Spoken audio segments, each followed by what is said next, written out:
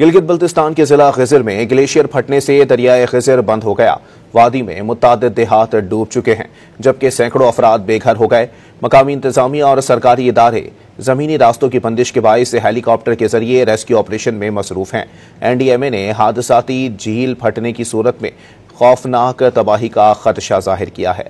گلگت بلتستان میں حالیہ سیلاب اور لینڈ سلائیڈنگ نے جہاں تباہی کی نئی داستانیں رقم کی، وہیں وادی خضر میں پہاڑی تودے نے نئی جھیل بنا دی۔ NDMA نے بتایا کہ دریائے خضر میں مٹی اور پتھر کے ڈھیر گرنے سے 7 کلومیٹر یعنی 4 میل طویل جھیل وجود میں آئی۔ صوبائی حکومت کو آگاہ کیا گیا کہ دریا بند ہونے سے ڈیم جیسی جھیل بن چکی ہے، جس میں پانی کی سطح بلند ہونے سے خضر، استور، گلگت، دیامر کی آبادیوں کو بھی مزید سنگین خطرات لاحق ہو سکتے ہیں۔ ڈپٹی کمشنر خضر حبیب الرحمان نے بتایا کہ امدادی ٹیمیں علاقے کا جائزہ لے کر سڑکوں کی بحالی جلد از جلد یقینی بنائیں گی۔ وہ اسسمنٹ کریں گے اگر ادھر روڈ کو کیسے فوری طور پر بحال کرنا ہے، وہاں کا جو اپنا لیک بنا ہوا ہے اس کی اسٹرینتھ کیا ہے اس کو بھی اسیس کریں گے، اور وہاں پہ ریلیف ایکٹیویٹیز کو بھی وہ دیکھیں گے۔